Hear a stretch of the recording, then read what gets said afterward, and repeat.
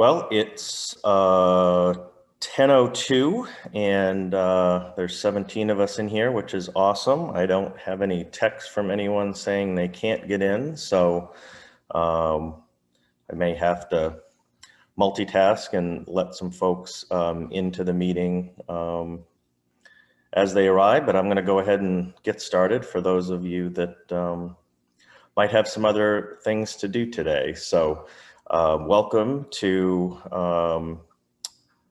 my first Zoom meeting that I'm in charge of. A little nervous, but hopefully I'll make it through this.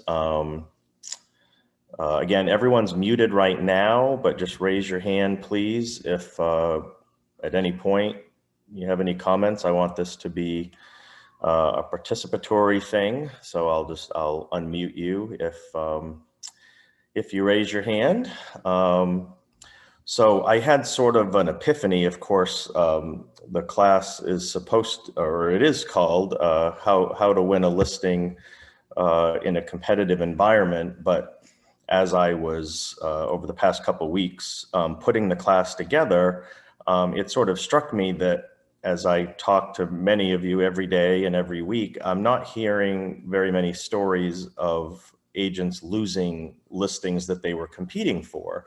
And what I actually think is happening, besides just the fact that we're in an extraordinarily low inventory market, I don't think there's very many listings to be had, period, is that I don't think we're getting as many opportunities as we might like, which, some of you may not be shocked to hear me say that I think it's more of a prospecting issue. Not that we don't all need to get better at our presentation in front of sellers and, the little things that we do to, to win those listings when we get those opportunities. But I think we'd all like to have a few more opportunities. So hopefully we can bring out some things in this class to help you get a few more opportunities and win those opportunities when you get them. So the title of the class in and of itself is sort of a misnomer, I think, in that listings are always competitive, even in a slow market. If you're dealing with a couple, they often know, multiple agents, and maybe they're, talking to them both. And, sometimes it's just to keep the peace with one spouse or the other. But then someone comes in and really wows them, and, maybe you thought you were a shoo-in for the listing and now you've got competition. So I think you always want to be on your A game, and whether it's a friend or family member or whatever, treat them just like they're a stranger to some degree, and, bring out all the bells and whistles and everything that you would do, for a stranger, because, you don't want to take advantage of those folks either. But this kind of brings me to one of my main points, which is, it's so much better to work your sphere. Again, these are friends, family members, the people the people you went to school with, the people that you give business to. Those folks are way less likely to shop you around than complete strangers. Not that it's, you don't want to be bringing new people into your sphere and doing some marketing to meet new people, but your primary source of business from day one in the business, until until the day you retire, is going to be that sphere. So, continue to work them, all the time, because they're way easier to work with. They make your life a lot better. They're way more likely to give referrals. So again, I think we can agree that to get the listing, first you have to get the appointment, and to get the appointment, you have to be prospecting. And this is especially when you're busy. This is where, even successful agents fail, is they do prospect and they get busy, and then they stop prospecting, and then they get slow again. And that's, a cycle that I see repeated, again and again and again throughout even my own career. I'm just as guilty of it, as anyone. So, a lot of the things that I'm teaching are, I have to remind myself, all the time. So you want to make prospecting a habit, that you do it no matter what, even when you're busy, or you'll be guaranteed to be slow again. I was talking with an agent a few weeks ago, and she mentioned to me, she said that she hadn't done that winter mailing that she had intended to do because she had gotten unexpectedly busy. And I tried to encourage her, and I said, well, you really want to do that because otherwise you'll probably be slow again soon. So she was recognizing that she had a plan, she had something she meant to do, but you get busy and it doesn't get done. So I'm going to start getting into some tips and tricks and things that I use, so that you have a daily, weekly, monthly, quarterly, yearly prospecting plan that you stick to it.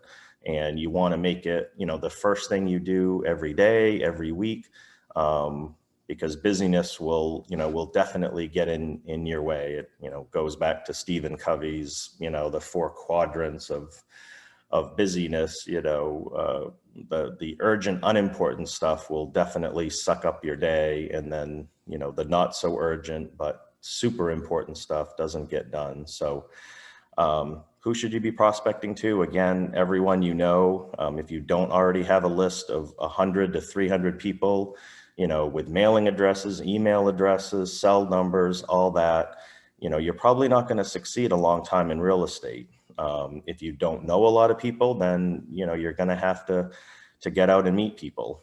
Every once in a while, we'll have an agent join the company and they're moving to Southern Maine from Holton. Well, that makes it really tough, because they don't know a lot of people. But if you graduated from high school locally or college or anything like that, there's probably a couple hundred people right there that at least know of you, and you have some point of sameness that you can tie into. So I'm going to start sharing my screen a little bit. It might get a little choppy or messy at different points, but I'm going to do it just the same and hope that I can show you some stuff. So this is my prospecting, or this is basically my CRM. It's the most basic CRM that you will ever see. It's an Excel spreadsheet.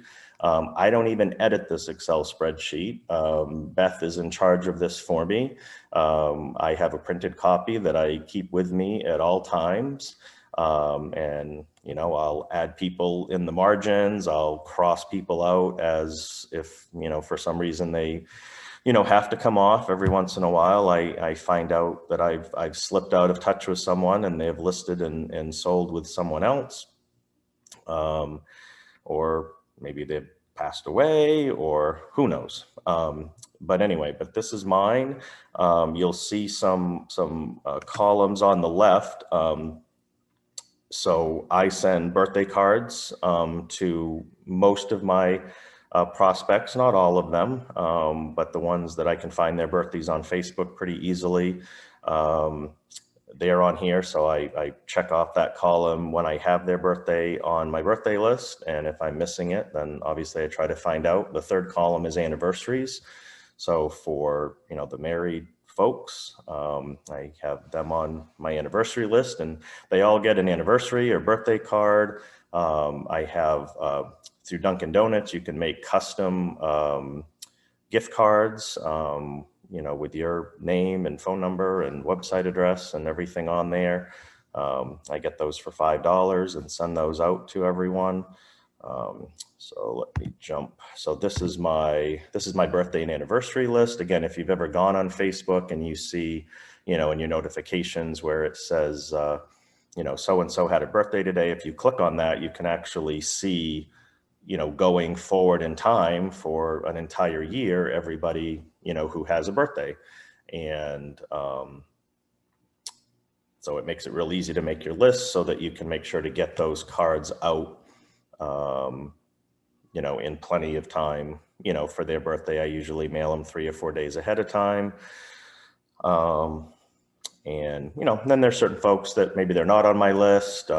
Maybe they're not a client, but I still, obviously, when I'm on Facebook, I make sure to, make those social contacts that way. So let me jump to a few other things here. So This is, so this is a marketing calendar that I came up with, and I, for the most part, follow this. But this is something that that you can look at doing again when you don't have a specific thing that you're doing. You pretty much want to be sending out 5 handwritten note cards every day. People always ask me, well, what do you say? And I pretty much say, it doesn't matter what you say, as long as you say hi. As long as it lets you know you're thinking of them, or maybe you see something on Facebook, they got a new job, had a new baby, whatever the case may be, you can comment on that. So that's always your default when you're not doing something, else specifically, but then you've got postcards that you can send out. I was sending mailings like in envelopes, that were sealed, and I did that for a while, and I actually had a lot of success with it. So I feel like people did, for the most part, open those. But after a while, I was concerned that maybe they weren't, and I wanted something that was a little less labor intensive. So I switched to postcards. So I figured, that way they're getting my marketing message, even if they don't open, what I sent. I haven't done this for a few years, but a number of years ago, I went to O'Donnell's and negotiated a deal for 100 bouquets of flowers. They were fairly simple. They were probably, I don't know, they might have been $10 each, and I might have gotten 60 of them, something like that, for all of my somewhat local moms. And I drove around actually with my daughter, which worked out really well. And we delivered Mother's Day flowers to all the moms, and that was a huge hit. I did miss the fathers that year. Dads are always a little more difficult to buy for. I honestly didn't know what to get them, but that's, also an idea that you can jump on. So,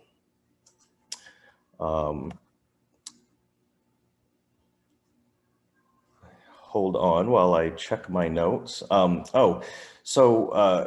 Something that I really wanted to touch on is that, and I guess this will sort of be the last part about prospecting, is the most successful group that I found for prospecting. I'm going to stop my screen sharing for now and jump back in here. The most successful group that I've ever prospected with, when I'm consistent about doing it, is our current clients. A lot of agents forget about this because, well, you're working with them, every day, every week while you have a transaction going on. So why in the world would you need to prospect them? But the key is that people talk about real estate all the time when they're doing a transaction. In fact, they never talk about real estate more than when they're in the middle of their transaction. And so this is when you really want to be hitting them up, for referrals and that sort of thing, is when you're currently working with them. So I have a little sample here of a current client prospecting schedule. I won't go over this in detail, but I will be emailing all of this stuff out after the class, so you can use it. But basically, you've got multiple points throughout the transaction that you can ask them for a referral. And more importantly, hopefully if you get one, thank them for the referral. And whoops, I don't think I screen shared.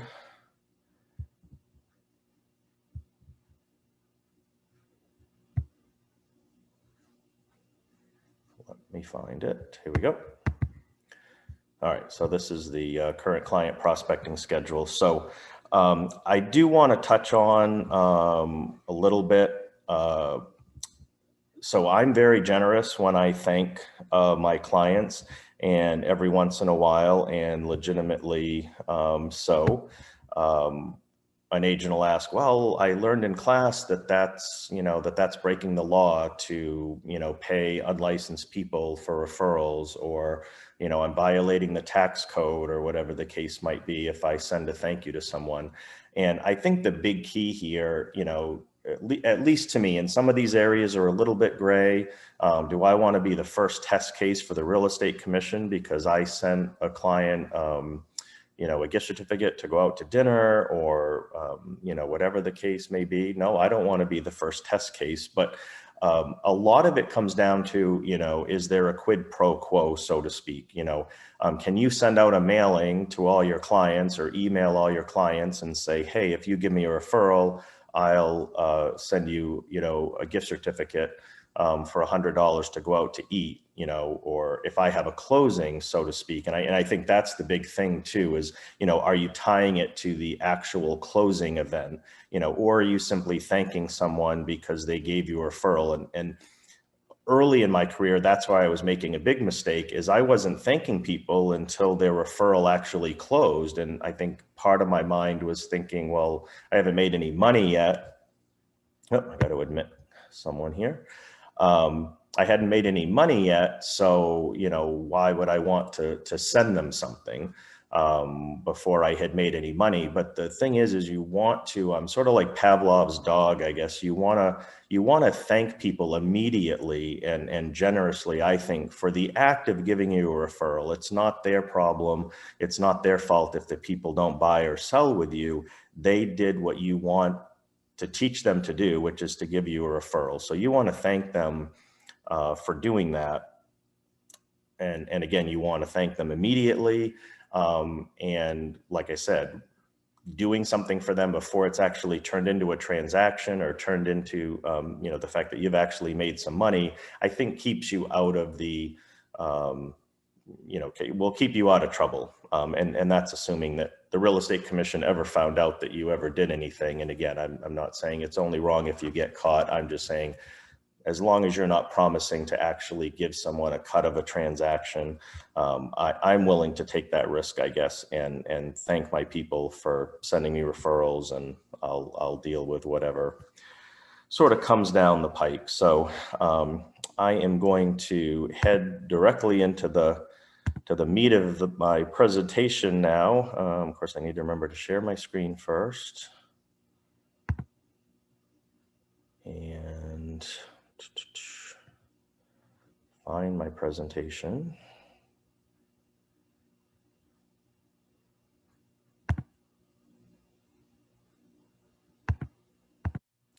Here we go.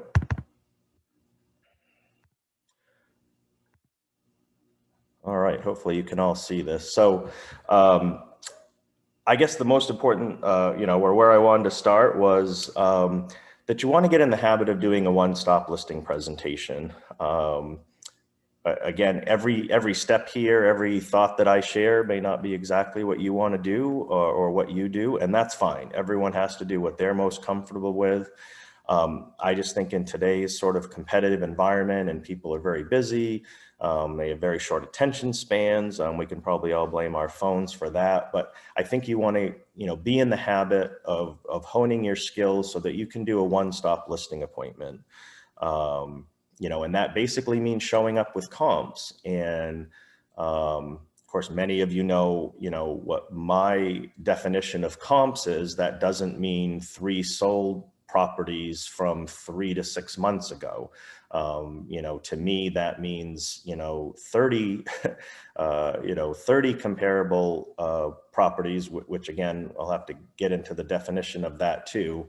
But you know, I'm looking at currents, pending, solds, but mostly currents. And of course, there aren't very many of those nowadays. You might, you know, find that you've got more pendings than anything else. But you know, plan on showing up, plan on, you know, preparing, over preparing, you know, for the appointment, because you might only get one shot at this. You know, they may not tell you, you may be apprehensive to ask, are you meeting with other people? Because you certainly don't, maybe you don't want to plant the seed if they're not.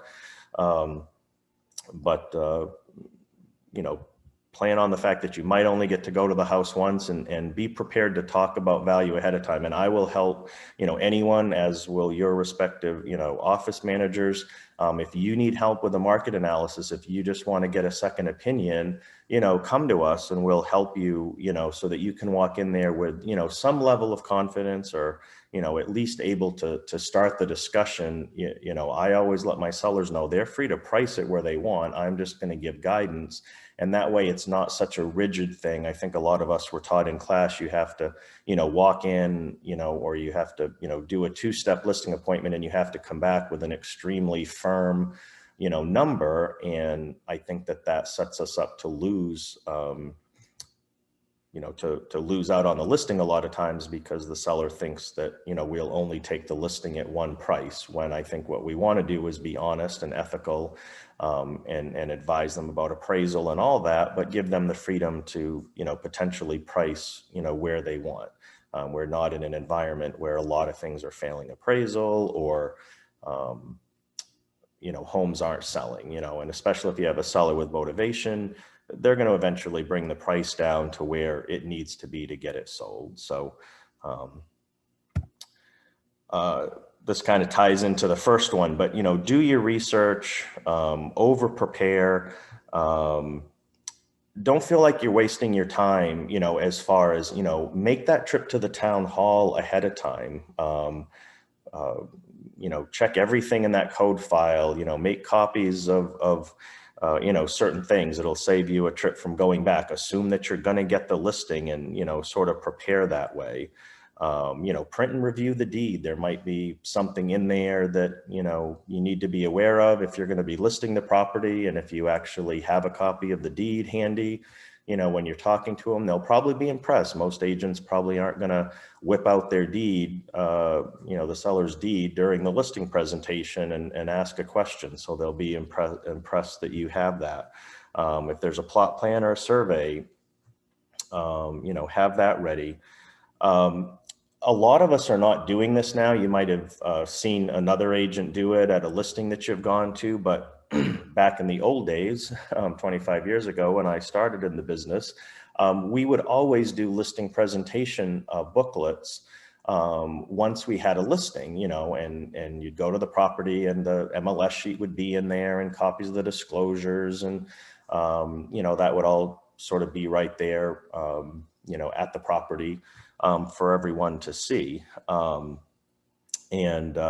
One of the things that impressed me one time, and it helped me win a number of listings, is I had a designated broker for the first 2 years of my career before I opened my own office. And one day I saw that he was putting a listing presentation book together, and I stopped by his desk and I was looking at it, and we were talking, and I assumed it was for a new listing he had. And he said, no, this is for a listing presentation that I'm going to. And, he had all the paperwork for the house, spread out all over his desk, and was putting everything in clear plastic sleeves and putting it in the 3-ring binder, and, making up a pretty flyer for the front of the presentation book. And I said, why are you going to all this effort, before you even have the listing? And he's like, I walk in with this book and I show them all the time and effort that I've already put in before I'm working with them. And, he said, I win the listing almost every time because I do this. So, that right there is, probably something that not many of us are doing, taking the time to do nowadays. But even in an extremely digital, techie world, something tangible that you can put together, and even leave behind, at the end of the appointment, and tell the seller, hey, I hope you choose me. If so, I'm all ready to go as soon as you're ready to go. If not, I could stop back by and pick up, my presentation book on Monday, or whatever the case may be. So, next is, make sure that you're sending or dropping off, someone calls you, whatever the case may be, you make a listing appointment or CMA appointment, drop a card in the mail that same day, thanking them, for working with you. They'll get that hopefully before the appointment. If you do it the same day, maybe, God bless the U.S. Postal Service. They're having their troubles, but, maybe that card gets there the next day, or a couple days later. even before your appointment, or it gets there, the day after, you meet with them. And they're impressed that you took the time to do that. If you're not meeting with them for a week, maybe you're dropping off a pre-listing package, with some information in it. Maybe you're dropping off the comps ahead of time to give them a chance to, basically review what you're seeing, and get a chance to look those things over to come up, with their own opinion and educate themselves about what they want to do, with their house. Preparing the CMA. Again, for those of you that talk to me a lot, I beat this like a dead horse, but you want to focus on current listings more than anything else. I have a certain way that I do a CMA that works for me. Obviously, you need to do what works for you and what you're comfortable with. But in my opinion, you want to basically visualize your potential listing in terms of where it would show up in a buyer search, and what that search criteria would look like. If it's a house in Scarborough, then maybe they're only looking in Scarborough. Or if it's a house in Gorham, then a buyer looking for that house, they're probably only looking in Gorham. They might be looking in Wyndham. They may be looking in Scarborough too. Of course, they can't really afford that, but they're probably not looking in Standish. So you don't necessarily want to compare, a house in Standish with a house in Gorham, or Wyndham. I think everyone knows, or you learn very quickly, even if you're new, that, the closer you get to Portland, the prices tend to go up, the taxes tend to go up, the commute tends to go down, but the price, again, more importantly, tends to go up. So, school districts are really important, I think, to search within, same school districts. The more rural you get, if you're, recently I was talking with an agent about something they were listing in Porter. Well, Porter's not really a destination town. If someone's willing to live in Porter, they're probably willing to live in any of the 10 surrounding towns, even the, 4 or 5 that are closer, to Standish, or whatever the case may be. So you're going to have, a little bit broader area, that you're looking in. But, inventory, as we all know, it's almost non-existent. I can't even, I'm flabbergasted every time that I sit down to do a CMA now, and I'll put in some pretty broad criteria, and just nothing is coming up for current inventory, which is great for our potential sellers. Obviously not so good for our buyers, but definitely good for our sellers. And that criteria, I think, is what's really important. And this is what I want to try to encourage people, our agents to do, is when you're doing that CMA, again, I know you were taught this in school, and I know, for the most part, most of you probably really respected your instructors. I'm going to stop sharing my screen just for a second and come back to you. Just looking at a couple of the comments here. I'm sure many of you, respected your teachers, when you went to real estate class, and I think that you should. But I think a lot of the things that are taught in real estate school, they're the same things I was being taught, 25 years ago, and we didn't even have technology to work with then. And I think a lot of the methods have just not changed at all, and they need to. We were taught to, and most of you were taught, you're trying to match that house. If you're listing a colonial, then you're only looking at colonials, and if it's got 3 bedrooms, then you're only looking for houses with 3 bedrooms, or only 2 baths, or whatever the case may be. And I don't think that's how buyers shop. Especially in a market like this where there's so little inventory. You can literally just pick the town, or 4 or 5 towns that you're looking in. And if you're listing, if you're thinking it's around 300,000, well, any buyer that's looking for a house that listing would come up in a search, they're probably looking from, 250 to 350. And they're looking at every possible house style, that exists just to find something. And, there's been so many times I've been helping an agent with a market analysis, and they're like, well, I've got a 3 bedroom, 2 bath, Cape. So that, those are the only listings that they're looking at. And they've actually programmed that into their search in the MLS. And I'm like, well, what if the listing, what if one of your competing listings has 4 bedrooms, or has, or they're making the square footage really narrow. And what if something you're competing with has more square footage, but it's right in the price range, that's competing with you. So again, I think we want to broaden that criteria out quite a bit to include every possible house, whether it has more square footage, less, but maybe it's newer, maybe it's smaller, but has more land, maybe it's smaller, but has a garage. Again, a garage is something that can be added. I was talking with an agent the other day, and some of the schools are still giving out like market analysis, like adjustment sheets for comps saying a garage is worth $5,000 to $10,000. Well, if you've priced out building a garage lately, you're going to spend 40 or 50,000 or more easily, to build a garage. So how it only adds $5,000 or $10,000 to, a comp, is well beyond me. So, use your gut, use your instincts. You're working with buyers, hopefully, as well as sellers, price that listing where you think it should be, and make sure that you're looking at all the market and show the seller everything. Don't try to match up your listing exactly with something that sold 3 months ago. That is not going to get you where you want to be. All right, I'm going to go back into screen sharing mode here.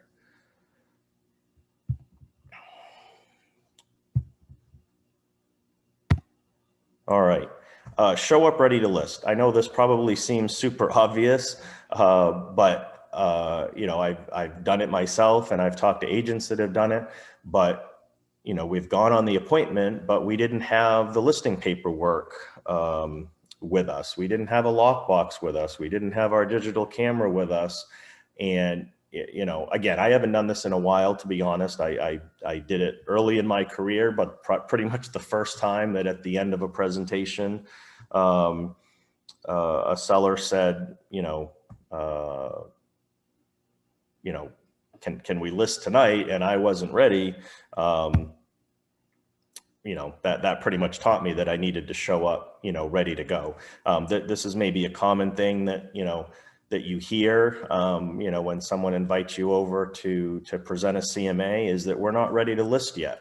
I guarantee you at least half the time they're just saying that to avoid having a real estate salesperson come into their home and be too pushy, and try to, force them to list or nag them to list, or they present it that they're just, doing preliminary research, or they're just starting to look into the process. But more often than not, I guarantee you, if you're sitting in their house, they're probably more ready than they have, let on.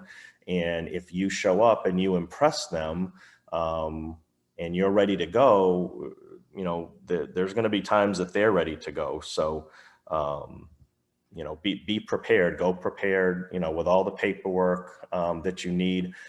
I know, again, touching on real estate class again, and the laws and rules, it says you're supposed to, leave them a copy of everything. Does that mean you bring 2 copies of everything? Yeah, you could. I think if someone's signing a listing agreement with you, not that you can't whip out your laptop, hook up to their Wi-Fi, run it through DocuSign, have them sign right there, and then they've instantly got a copy. But, if a lot of us are still bringing paper to appointments, I think that that's fine. And I think as long as you're, sending them a copy as soon as you get back to the office, I think you're covered. Begin with the end in mind. And what does that mean? Well, I don't want to sit there and talk, which, again, anyone that knows me, I can talk. Most real estate agents can. It's one of our gifts, I suppose. But I don't want to go into someone's house and talk about what I want to talk about for an hour, or lead them by the nose through a presentation, that I was taught, how to do in real estate school, or some seminar or class or whatever. I want to know what's most important to them. And so, I want to have time to make my presentation, but I want to make sure that whatever they want to talk about, that's, you know, first and foremost. Maybe they've bought and sold 4 or 5 homes in their life, so they don't really need the whole, you know, dog and pony show. Maybe this is their first time, whatever the case might be. But I found it really useful to ask them right up front, you know, hey, I've got a whole presentation that I can go through. I've got a lot of information to share with you, but I want to make sure that in our limited time together that I cover what's most important to you. So, you know, what are your questions? If it's something I know I'm going to cover, then great. But I want to spend the most time talking about the things that are important to you. And the beauty of this is sellers will come right out and tell you what's most important to them. You know, is it, you know, the fact that they have to buy and sell at the same time, or that they're moving to some other state and need a referral, you know, to work with an agent there. You know, right now, a lot of people I'm finding are very concerned about having a lot of strangers into their homes. So, you know, one of the tactics I was talking with an agent yesterday about for a listing was, you know, we were going to purposely basically overprice the listing. I'm finding a lot of agents right now are either accidentally or on purpose pricing their listings about, you know, 10%, you know, 25,000 maybe too low. And yeah, you're getting 30 showings and, you know, 10 or 15 offers, but nobody probably needs that many showings or that many offers. So what would happen if you did price it a little bit higher, you know, advising the seller that you're doing so, that, you know, you do still have to deal with the appraisal, but, you know, this might cause the home to not sell in 2 or 3 days. Maybe it takes a week or two, but you get a lot less people through the house. You know, if you're dealing with a seller with kids or pets, they can't be out of the house for 2 days while people are going through their house. So, you know, this was a strategy for a seller who, you know, again, had little kids, had pets, didn't want a lot of people coming through their house, and basically wanted to purposely try to overprice it a little bit so that it, you know, maybe they got a few less showings, but, you know, hopefully it still sells. But, you know, again, ask them what's most important to them. They'll tell you, they'll basically tell you how to win the listing by revealing what, you know, what's the biggest concern to them. For, you know, some people might come right out and say that it's the commission.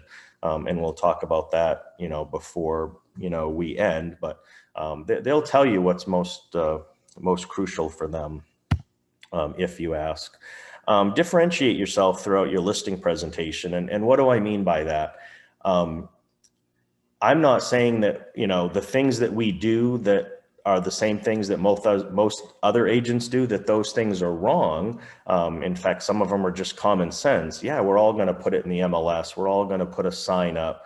Although, you know, as we all know, some companies are, you know, or some agents, you know, again, I was talking to an agent yesterday and they're like, oh, I'm not going to bother to put up a sign, you know, it's going to sell really quick. And I'm like, no, you definitely want to put up a sign because it's going to sell really quick, because you want, you know, this was in a neighborhood. It's like, you want all the neighbors to see that sign go up, and then, you know, right after the inspections, the under contract rider go on that sign. You know, a sign is like, you know, next to your business cards, which some of you hold on to like, you know, grim death. You know, you should be going through 3,000 or 4,000 a year, and, you know, you're ordering 1,000 every couple of years. You know, those real estate signs are the cheapest form of advertising, you know, that we have, you know, and, you know, they're at least up for a month or two, even if the house sells quick. If it takes a little longer, maybe it's up a little longer, but that's good advertising, especially if you're doing some prospecting in the neighborhood where you have a listing. But, you know, what are some of the things that we all do the same, that as a listing, you know, agent, you know, you could walk in and try to differentiate yourself. Okay, let's say most agents are taking their own pictures on their iPhone or digital camera. You know, let's say you make it your standard of practice that you always hire a professional photographer, and you let the seller know that that's what you do, and that most agents are not willing to do that. You know, we used to pick on York County agents because they always showed up at the showings, you know, for their listings. And, you know, we didn't like that. You know, we thought it was obtrusive, you know, whatever the case may be. but what about if right now, some of our agents use that as a point of differentiation, when they're going into a listing appointment and you tell the seller, and again, I'm not suggesting, I mean, maybe I'm suggesting that, some people do this, but I'm not suggesting you're wrong if you don't do this. But if you don't have a lot of listings, if you have a little bit of time on your hands, what if you tell the seller, hey, Mr. and Mrs. Seller, maybe you're meeting with some other agents, maybe they're telling you they're not going to be present for showings. I'm different. I'm going to be present at your home for every single showing. Now, again, if it's a hot new listing in this market and it's only going to be shown on Saturday from 11 to 2 and Sunday from 2 to 5, maybe that's a little bit easier. It's almost like an open house, but not quite, but you're there to regulate traffic. You're there to answer questions. You're there to make sure everyone's following, COVID protocols, whatever the case may be. That could be something right now that might really impress a seller, because I guarantee you, certainly in Cumberland County, listing agents are not showing up at their showings. And again, if you're super busy, if the listing's really far away, if you're, if you have another job, or you're, a busy mom or dad that, has kids to deal with during the day, you might not be able to do this. But if you have some extra time on your hands, you can always hook up to their Wi-Fi and do some of your handwritten personal prospecting notes while you're sitting there at the property, out of the way, out of earshot, not making yourself intrusive. Maybe, it's getting a little warmer, you can almost sit in your car, so you're not actually even in the house. But, just an idea of some things. Maybe you offer to pay for a pre-listing inspection, or something like that. So just a few ideas to think about. Again, this might seem like a super obvious step, but again, the seller might have told you, yeah, we just want an opinion of value. We're just beginning to talk to real estate agents. We're just starting to think about, selling our house. But I swear that is not always the case. I've been in, hundreds of appointments where they told me that and they were ready to list at the end. So, always give them the opportunity to list at the end of the appointment. My standard line was Mr. and Mrs. Seller. I'm not pushy. That's not my style, but I'm, that was my presentation. If you're comfortable and you want to get started tonight, I'm ready to get started. And again, more often than not, one spouse will look at the other and say, hey, honey, what do you think?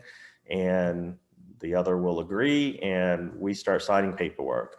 So, always make sure after you've done all of the other hard work and all the other steps that we've talked about, that you don't walk out of there, and let the next agent swoop in, and, take the listing because they just happened to ask if they were ready. And that sort of brings up another point, especially, in a competitive environment where the seller might be meeting with other agents.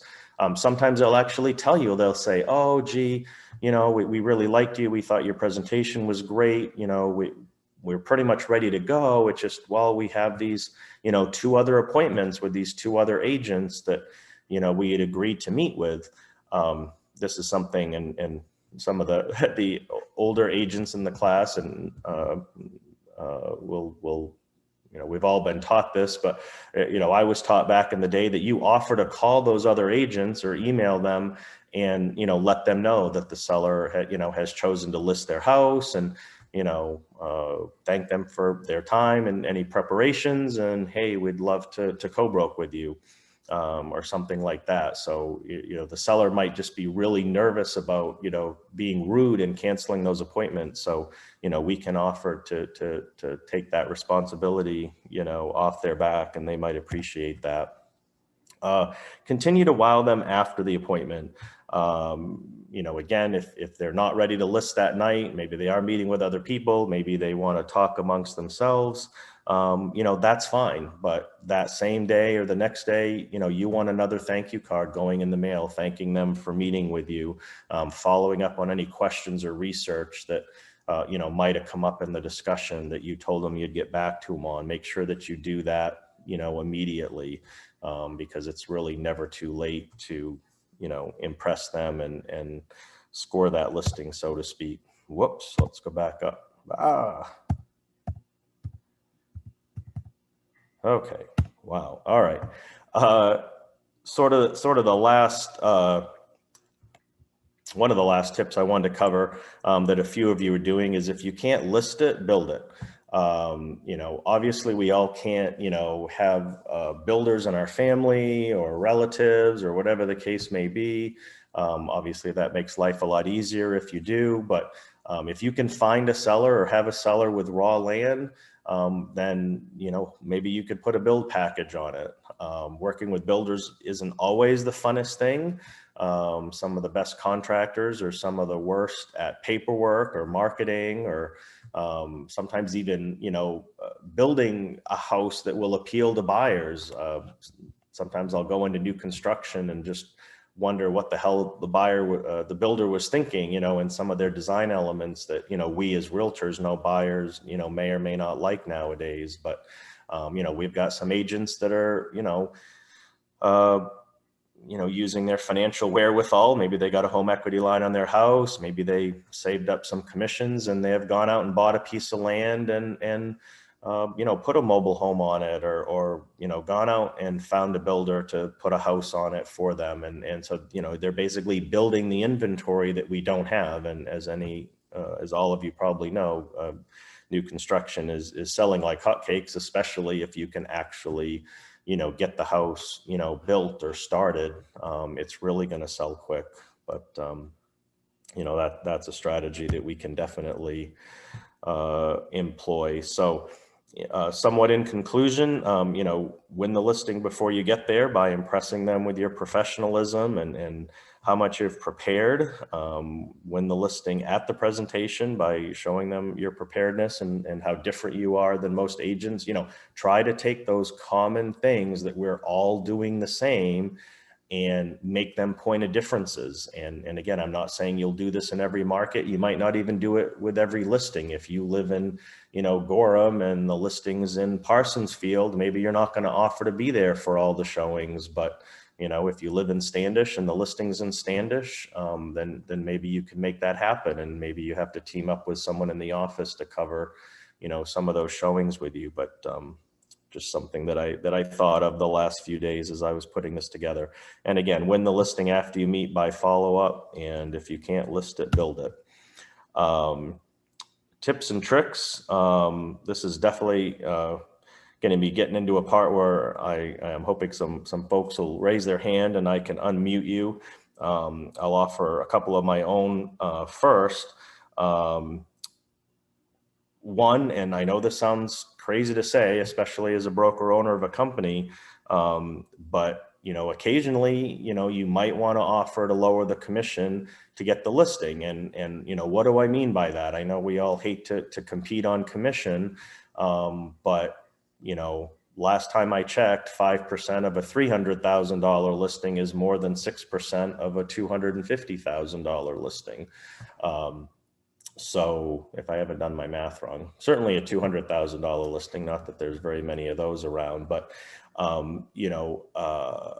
I had a seller yesterday that I was talking to and, they asked me, they asked me over the phone, what do we charge? And the house is probably going to be around 300. And I told them we charge 6%, but then I started to say, that in this competitive environment, maybe I would do it for 5%, but the seller actually interrupted me. And as soon as I said 6% and said, oh, that's fine, that's what we were expecting. And so I kind of had to save myself a little bit there. So I basically told them, pretended I was going to say something else, which is a couple other things that I normally do, which almost never happen, but I put it out there for sellers and they seem to like it, which is I tell them, hey, if I don't have to cooperate with another agent, if I don't have to co-broke the listing, then I'll actually do it for 4 or 5%. Or if you happen to find an unrepresented buyer, which again, most sellers are never going to be able to find their own buyer, but they like the thought that, well, maybe if they did, they could save some money.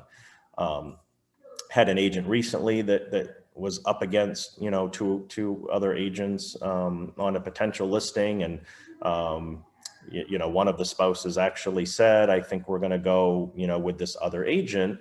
and they reached out to me to, to ask, what can I do? How can I get this? And I know there was a difference on price. The other agent had agreed to list it at a ridiculous price that it was never going to sell. Our agent had been a little bit more honest on the pricing. And I said, well, hey, tell them that, if they list, if it sells quick, that you're listed at their price. And if it sells, super quick, like in a week, that you'll do it for 5%, but that if it takes, if it takes more than 2 weeks or whatever the case was, that the commission would be 6%. And they put that out there to the seller, and the seller really liked that idea. And as it turned out, the home did end up selling super quick. So, I think everybody sort of wins in that scenario, but the agent won the listing because, they offered to do that. So, a lot of sellers are worried right now, especially if they have to buy a house, that, well, if we list it, we have to sell it and then we'll be homeless. And so, a lot of times I'll offer sellers, I'll say, look, it's a risk for me. I'm putting, some time and money into this, but I'll put a free termination clause right in the contract, or maybe I'll put a clause in that they can terminate for $250. So I at least, make some money off my time and putting up a sign. Maybe I had professional photos taken, whatever. But that could be any amount, just so they know that, hey, they have the right to terminate, and there's a fixed cost for them doing that. Here's a couple clauses that I wanted to share. I've actually talked to 3 separate agents. I talked to 2 agents earlier in the week about clauses like this that they were looking to use themselves.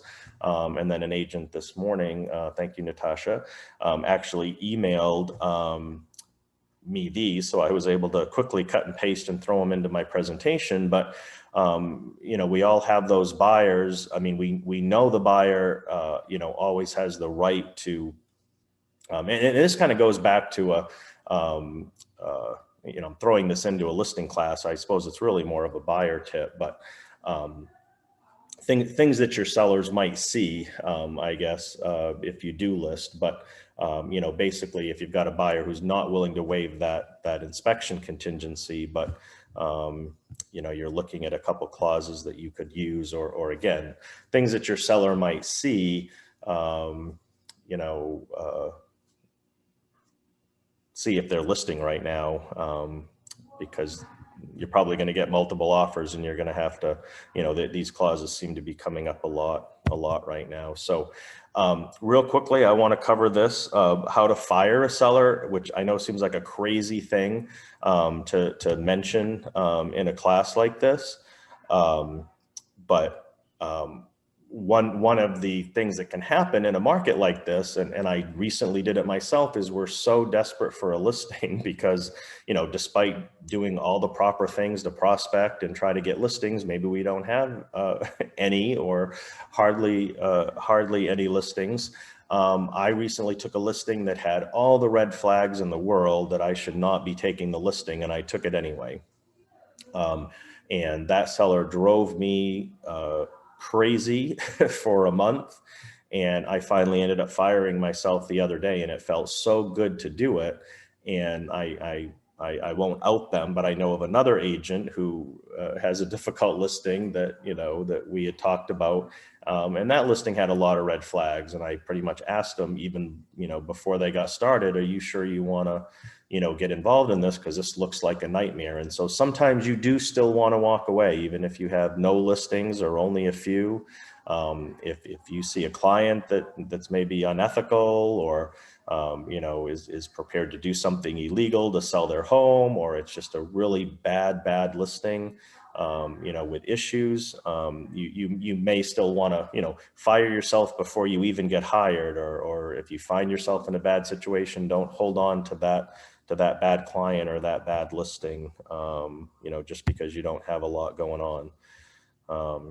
I think that is what I had. Let's see here. I guess probably everyone saw this from Kim. Finding land and prepping it for building contractor presentation will be a great class. Okay, we'll keep that in mind.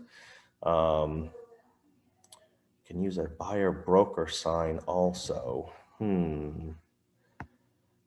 Not sure. I'm going to unmute April so she can tell me what she, April, what do you mean by use a buyer broker sign? I've done it for years. You just make up a sign that says sold by the buyer broker, April. And then at closing, you ask the buyer if it's okay if you put it up for a couple weeks and make sure the other sign's down. And even if it's not, just stick it in the front yard and says sold by the buyer broker. Okay. Okay. Yeah. As everyone knows, if you're, so this is if you're the buyer agent. Right. Oh, okay. Yeah. Because then you get a sign out for a couple of weeks with your name and Well, phone it's number on your, it. yeah. And so it's your buyer. So probably they're going to give you permission, but yeah, as everyone knows, and a lot of agents probably aren't doing this, maybe because of the cost. I don't know. But again, a sign is one of the cheapest, things that you can get, but you have the right to, as the buyer's agent, to um,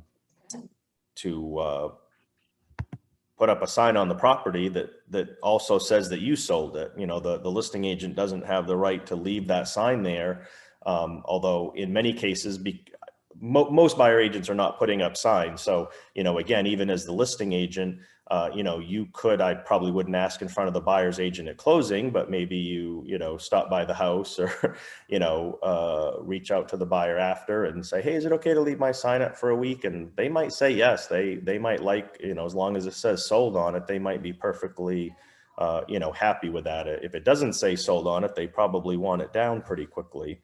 That's another great thing to do.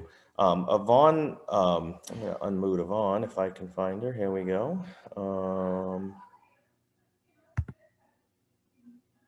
How do I do that? I got it, Bill. There you are. I don't know if did you want to email me that marketing tool to send out? Well, I can send it over to you if you think it's a good idea. But this goes back to the beginning when Bill was talking about the things that he does for marketing. And I'm old school like Bill, so I still do all of the mailings I've always done, and continue and will continue even with today's technology. But for years now, I've been using the personal marketing company. They have they call it Pro Power program at the personal marketing company. It's $25. I use it mostly for my clients when they close. For $25, they do a 5-year program. And it starts off with, they get a welcome package that includes a thank you card. It's all personalized with your logo and your picture on it. They get follow-up postcards 2 times a year. They get these really nice Today's magazines with your information and everything on it, which is all housing information. It goes for 5 years. And then every time a mailing goes out, they send you an email and give you the list of like all of your clients that are on this follow-up marketing. And like, so you're tracking, like this happened to be a mailing where everybody got that magazine. So it went to their house. For $25 for them for 5 years to get items of value for them to put, on their counter or those kinds of things. It's just been one of those things that I did a million years ago at like an ERA convention, and then it worked so well, I continue to do it. And every single time I close a client I'd log in, put all their information into my account and hit send, and off it goes. And So it's the personal marketing company? Yep, the personal marketing company. Oh, tmpco.com. Yep. Personal marketing company. And it has awesome. been one of the most cost-effective things I've ever done. And I do this in addition to my calendars, my Christmas cards, my baseball schedules, which just went in the mail, football schedules. I still do all of those things.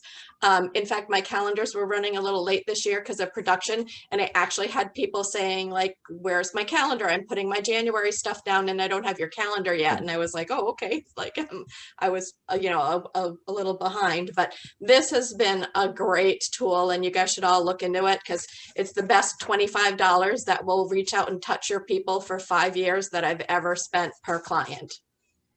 That's awesome. Yeah, that you can't beat that deal. Yeah. Does anyone else? Yeah, very cool. Can you send a link to them? Oh yeah, I'll send that link out after the class. I don't see any other hands raised. If anyone has any questions, comments they want to offer to the group, maybe I'll do last call for that before we all head out to our days. I'm super thankful for all of you joining me. I hope I did okay.